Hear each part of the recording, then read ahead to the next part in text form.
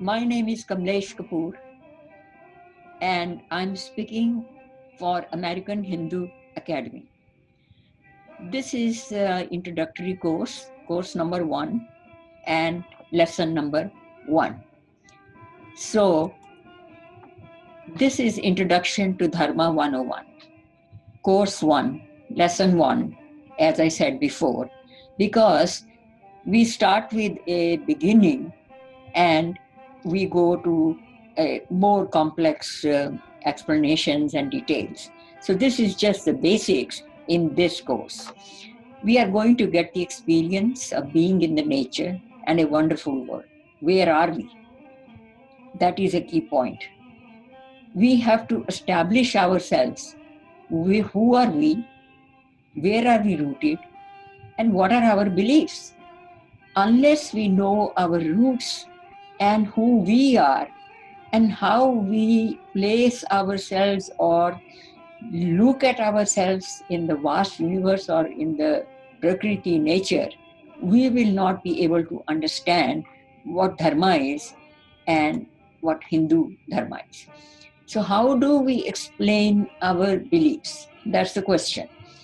Because most people are totally unexposed to the basic beliefs. And we, most of the time, look at ourselves through the lens of other people. So the question is, how do others see us? And if they see us, perceive us with a wrong lens or in the backdrop of their own beliefs, they will neither understand our beliefs and nor they would be tolerant about it. We want both of these things to be possible. And we want to establish our proper identity through understanding what Hindu Dharma is. So we want to know our roots, we want to know our beliefs, and we want to tell other people what is the internal evidence of the tradition. In other words, how do Hindus think about their identity and their dharma and their beliefs? And this is absolutely essential because we don't want to be talked about. We want to talk about dharma ourselves from our perspective. So knowledge-based Hindu dharma will enable all of you to have self-respect. Because unless we have concepts and ideas cleared away, blind faith does not work. In this age or in any previous ages, anytime there was blind faith, it was almost equivalent to superstition. So we only can get self-respect if we understand the concepts behind Hindu Dharma. So there are two aspects of it. The study of Dharma can be carried out in two ways. As a study about it. This is what normal higher secondary school students, if they take world history and deal with the Hinduism section, and this is what they study, what is it about? And then there is a study of it. What exactly are the beliefs? Where are they rooted? How far do they go? And what is our place in the world? And how we think about the relevance of our beliefs in today's world. So insiders' knowledge of the tradition, experience of osmosis, and practicing it, these things come in a certain sequence based on knowledge of Dharma, sources of Dharma. So beliefs and observing dharmic lifestyle. This is one way. We see our parents believe in a certain way, follow traditions, and then we also see other people following a certain lifestyle according to Dharma. These lessons will prepare you, the students, for both as practicing Dharma and also understanding the concepts, convinced Hindu. Learning about Dharma enabled you to be practicing Hindu. As I said, that once you have knowledge and concepts, you can be convinced and you can practice. There is irrational behind it. Correct information about the beliefs, traditions, important aspects of convictions, concepts, aspirations. What exactly are we looking for? What is our quest? And when we are doing the offering and show devotion, what do we aspire? What do we express? What do we really want? So, how to practice Dharma? Learn the concept, then learn the relevant chants, revering the divine. This is the thrust of this course. For example, Gayatri Mantra. What is this about? People chant it 3 times, 5 times. But actually, Gayatri Mantra is a prayer to a specific energy of the divine. If anybody thinks that Gayatri Mantra, when we are saying, by the way, let us see what Gayatri Mantra is.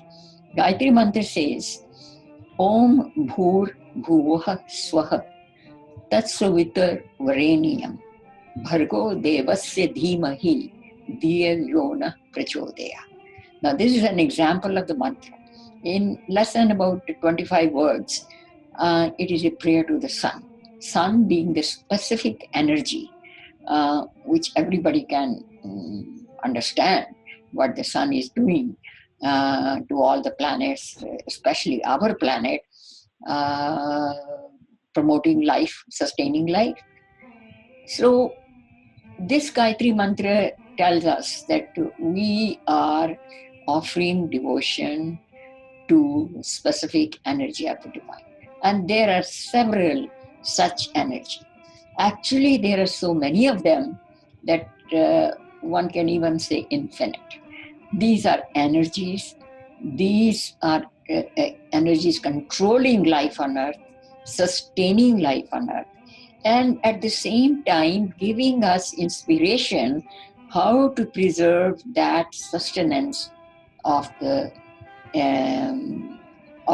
planet Earth, which is supporting population, all living beings. So at this point, I would suggest that we should, after this, for the second lesson, before we begin that, figure out the forces of the nature and list at least 6 of these and think about those forces. Also, be practical and try to relate what each of the force gives us or does something for us, and why we offer so much of prayers and ceremonies. They are centered on the worship of nature and nature's energies. If you can give us just about 6 of these, you think about that, that is fine. I have given you the energy of the sun and the prayer that relates to that. Thank you very much.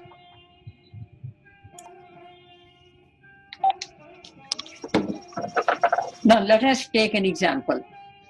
Gayatri Mantra. This chant is addressed to the sun. And with the example of Gayatri Mantra, I would be explaining what is the thrust of Hindu beliefs and traditions, how they are surrounding all the energies of the nature. Some we are aware of, and many are almost like we don't pay attention to, even though they exist. So let's see how it is chanted. And you see the vibrations, why we do the chanting and not the prose, because lyrics and songs, first of all, they stay in the memory much longer. They have connection to the heart and feelings, not just to memory and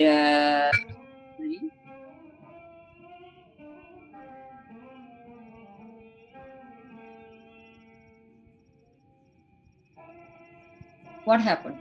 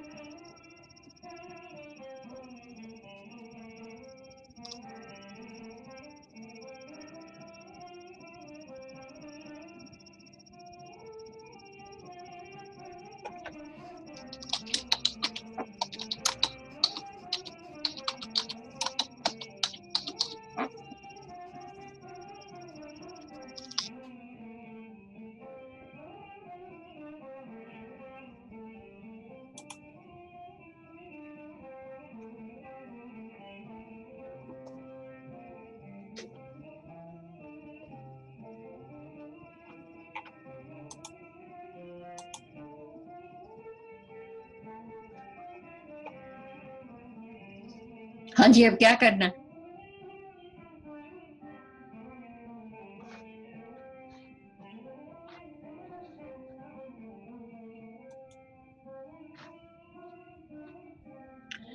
So let us take the example of Gayatri Mantra. Here is the chant addressed to the sun. And this is an example. This is an example that that tells us what we are talking about when we say about nature, prayers to nature, or thinking of nature.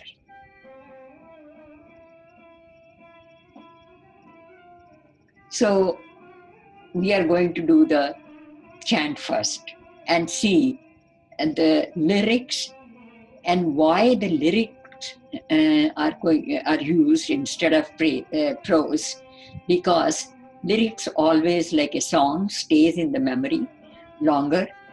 It also connects to the vibrations in the heart and in the body, and you will see how it goes. And this is just an example of one of the energy that we are offering prayer in the morning.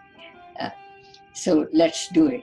Om Bhur Bhuvah Swaha Tats Vitur Vareniyam Bhargo Devasya Dhimahi Dhiyo Yonaha Prachodaya.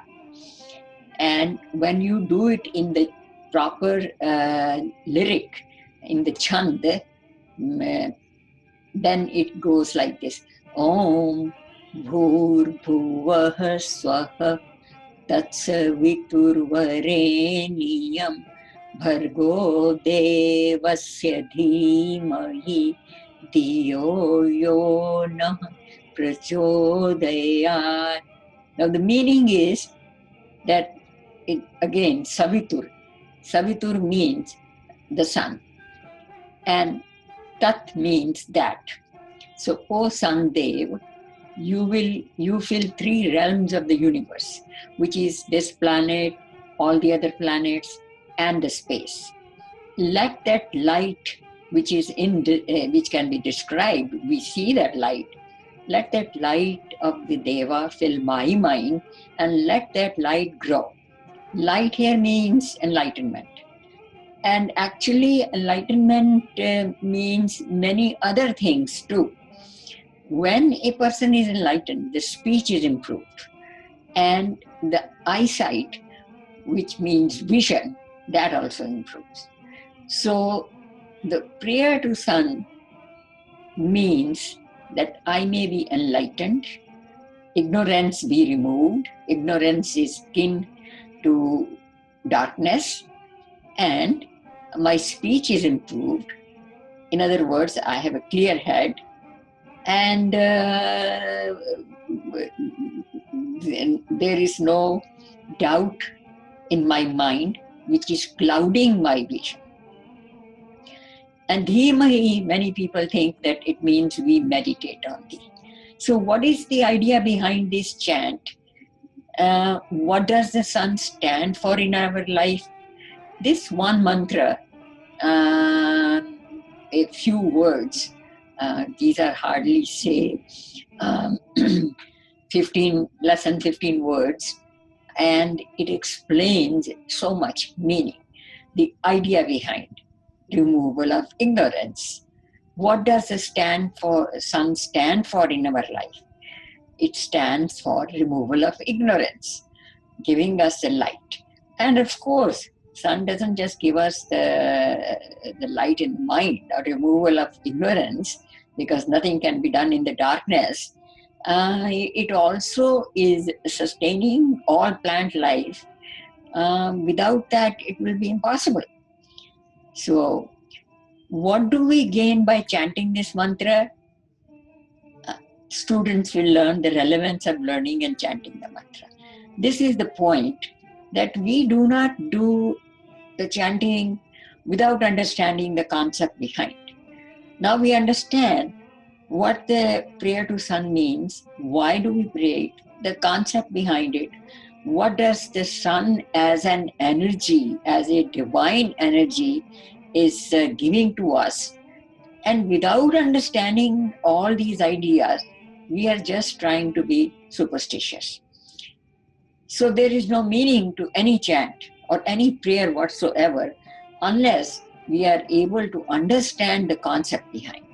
And this thrust of this Hindu studies or study in Hindu Dharma, this entire thing is to give you the ideas behind Hindu beliefs, behind what is in the oral tradition of hymns, and where do they come from, how old these ideas are, and when exactly did we become aware of this. All of these things we are going to learn in these lessons. Now, talking about God and religion. This is somehow the most confusing and often talked idea. Everybody is all the time casually in serious discussion over the parties, anywhere. 5 people get together, they will talk about God and religion. So around us, we hear the word God. Children hear the word God without understanding what it connotes and what does it mean. People ask each other, what is the name of your God?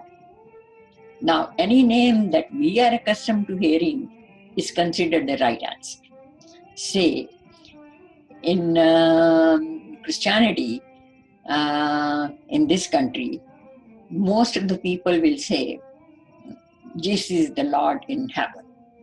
Right away, we have not only the name of God, we are also told about the abode of God, the region where God is. So these 4, 5 things are instilled in the mind of other people just in 3, 4, 5 words. And if you say any other name, then they look at you as if something is strange going on because they are not exposed to other religions. And I am amazed that most people in this country and even all over the globe probably, people are, they do not go into the depth of things, and they go by the one book, and they don't think that any other thing exists at all. So most Americans, for example, think that this is the truth, the only truth. And anybody else, if he doesn't know, that person should learn. Whereas India is a diverse country. There are 9 religions, and 9, say 5 of them are religions and 4 of them are Dharma traditions. There is that kind of diversity. So we are used to listening to different names in India. People are aware of the word Jesus, Muhammad. People are aware of the word Ram, Sham, Krishna. People are aware of the word Vaheguru as the Sikhs call the divine. And like that, Mahavir, Buddha, no end to names. So to us, it is strange that people are just focused on a particular name, and they will do anything to convince the other people by logic or otherwise, or in any possible way. And that is now how we understand God. And that has to be cleared. All kind of misperceptions have to be removed. What exactly, when we say God, who are we talking about? And then religion is another word. What is your religion? Most people have not heard except Islam and Jewish religion and Christianity. They haven't heard about anything. Recently, they have expanded their knowledge And they have started knowing about Buddhists and Gautam Buddha. Beyond that, there is no comprehension or understanding or knowledge of any other name or tradition, belief tradition. So let's see. How many people really are believing, or they do believe Jesus, the Lord in heaven? About 20% of the people find this the right answer. They are Christians. So which means out of about 7 billion people, 20% of the people, about less than 2 billion, and they believe in Jesus the Christ. Many others have other ideas. Now, how many are these now? 80% of the people have different ideas. And if you do not understand what they believe in, then you really are in a very shallow water. And you will not be able to understand humanity, in which direction it should go, and it's not going. So humanity is very diverse. It cannot be just closed into one name, labeled as one thing, and the rest of the thing ignored. For example, a Hindu might say now Krishna or Rama. Chances are, depending on the number of the languages, there can be thousands of names for what is commonly referred to as God. So in our lessons, subsequent lessons, we will avoid the word God. And I will remove the misperceptions connected with the word God. Now, multiple names, and if we have multiple names, for example, somebody say that we call you Jesus, and then somebody calls Krishna and Ram, that means possibly there are more than one God. This is another corollary of accepting the fact that 6.5 billion population, 7 billion population has different names for God. It does not mean there are multiple gods. Multiple names does not mean that there is more than one God. This is a misperception considering lack of knowledge and even desire to remain ignorant. So the question then comes, oh my God. When you say, oh my God, that is another misperception, a very wrong way of starting a sentence, which means my God is not your God. So then the controversy comes, your God, my God. And then, who is your God? Then they're looking for the founder of a religion, and that is often considered the one who got the direct revelation from God. This learned messenger is often then worshipped as God himself. Even in the last 50 years or so, I remember in India especially, Jesus was considered Messiah. Isa Masih was the word used. And then 20 years later, people started saying Isa, the son of God. Okay? Now that makes everybody son of God as far as we are concerned, daughters of God. All people are, all species are progeny or creation of the divine. So then comes the point that did he only create the messenger was for Christians only or for others? Because suddenly in the last 20 years, it is not even said Son of God, it is God himself. Now that is where scientific reasoning is replaced by superstitious beliefs for which no explanation is offered, no logic is offered, and it leaves people misinterpreting and lot of assumptions. Assumption is that my God is everybody's God. And if it is not, then let us share our belief system and make the whole world belief systems and traditions uniform, which is not possible. So this is a misconception. Assumption that there is one God and that is my God.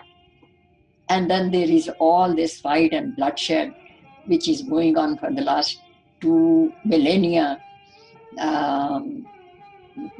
One group killing the other on the name that my God is superior than yours. So now let us see. There are 8.4 million species, right? So if the concept of my God means that God has chosen one group, one God has chosen one group as its creation, then what about the 8.4 million species? Ants, lions, elephants, snakes, variety of snakes, all this marine life. Do they have different gods? Are they chosen as species of some higher being which is not the creator of we the people of this planet? So these are a whole lot of misperceptions and assumptions and speculation which is passed on the name of religion. And then when they talk about in the context of biblical religions, the Old Testament, the New Testament, and the Jewish Torah, when we consider these Middle Eastern religions, then we find ourselves in a very difficult position. And that is where the identity formation really comes handy. How do we fit in?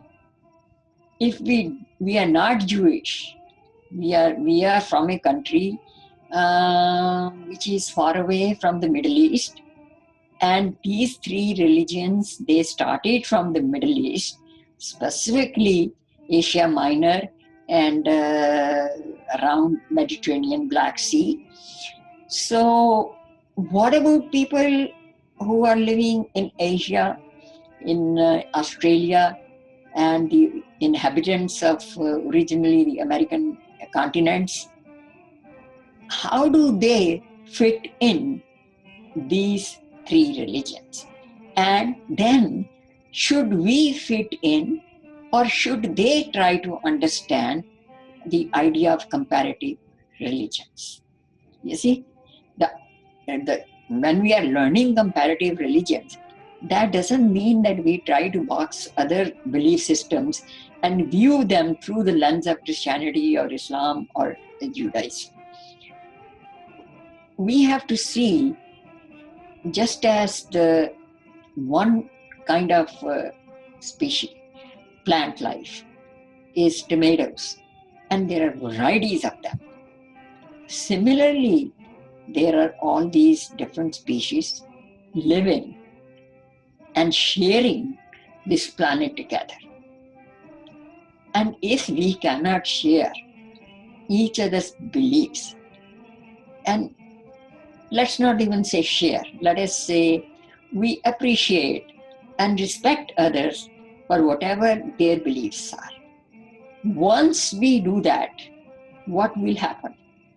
There will be peace, there will be more harmony, there will be less bloodshed, and there will be greater kind of loving vibration among different people of this planet. And that is the reason we have to get rid of the word God when explaining Hindu Dharma, and we have to get rid of the word religion. Religions are man-made, and Indian belief systems, whether it is Sikh, Buddhist, Jain, or Sanatana Dharma, Vedic Dharma, of course, all are offshoots of Vedic Dharma. All of these are natural alignment with the natural order of things. So we will further divide now the common question: if not God, then who? Who created this planet, this universe, the whole galaxy? Who energizes it? Who gives it consciousness? So all of these questions will be sorted out under different headings in the light of literature, ancient literature. Most of it was scripted later on. Tradition is much older, and the scripture came, let's see, around 6,000, 5,000 years back. Till that time, it was just about the oral tradition. And it continued to be passed on as an oral tradition.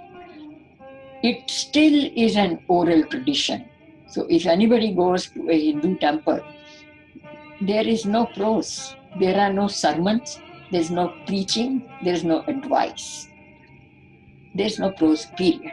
So it is all lyrics, songs, prayers, and offering our gratitude to different powers of the nature.